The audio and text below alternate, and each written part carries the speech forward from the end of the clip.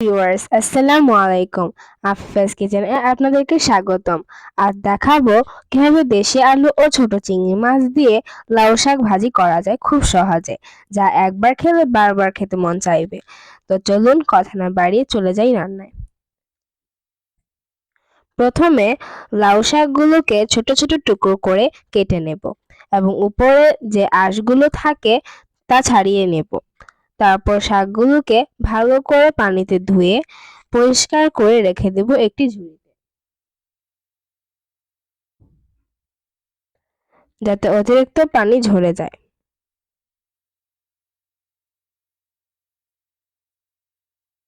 এদিকে চুলায় একটি হাঁড়ি বসিয়ে তাতে পরিমাণ মতো তেল দিয়ে দিব।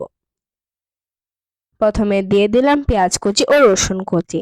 পেঁয়াজ ও রসুন কুচি হালকা ভাজা হলে তাতে অ্যাড করব ফালি করে রাখা 5 থেকে 6টি কাঁচামরিচ। এইগুলো নেড়েচেড়ে দিয়ে দিব ছোট টুকরো করে রাখা আলু। আলুগুলো ভাজা হতে হতে অ্যাড করব হাফ চামচ জিরা গুঁড়া, 1 চামচ হলুদ গুঁড়া। মশলাগুলো দিয়ে ভালো করে তেলে ভেজে দিয়ে দিলাম ছোট চিংড়ি মাছ।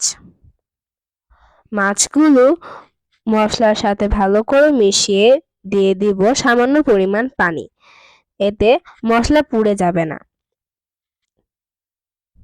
1 চামচ লবণ দিয়ে পাতিলটি ঢাকনা দিয়ে ঢেকে দেব, যাতে আলুগুলো মোটামুটি সেদ্ধ হয়ে যায়, সাথে মশলাও কষানো হয়ে যায়।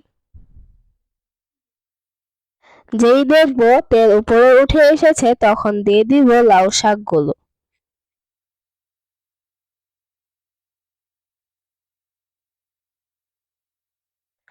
লাউ শাকগুলো দিয়ে ভালো করে নেড়ে দেব যেন মশলাগুলো শাকের সঙ্গে মিশে যায়। আবার ঢাকনা দিয়ে দিব। স্বাস্থ্যের জন্য শাক খুবই উপকারী, তাই তো প্রতিদিনের রান্নায় শাক থাকেই। রান্নার থেকে বাজার থেকে কেনা হলে শাক আস্ত ধুয়ে তারপর কেটে কুটে নেওয়া ভালো, তাতে বালি থাকলে পরিষ্কার হয়ে যাবে। আমার লাউ শাক সেদ্ধ হতে বেশি সময় লাগবে না, কারণ এটি আমার বাসার ছাদে করা বাগানের লাউ শাক। তাই ভাবলাম আপনাদের সাথে শেয়ার করি।